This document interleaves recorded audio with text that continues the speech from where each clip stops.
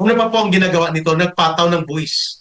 Bubuwisan po nila, mga kababayan, pati ang savings interest na nag-earn ang mga pera ng tao sa kanilang pension, sa kanilang time deposit, ay bubuwisan po nila Marcos ng 20% interest na nakukuha bilang tubo sa pinaghirapan yung savings na naitago sa mga bangko ito. Ito po ang ginagawa ni Marcos ay pagbubuwis laban sa taong bayan.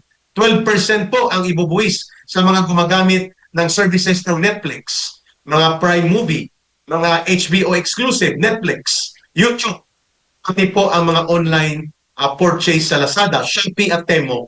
Lahat ng ito po, pag nag-purchase kayo, ay impose po ang gobyerno ng 12% na buwis. Wow!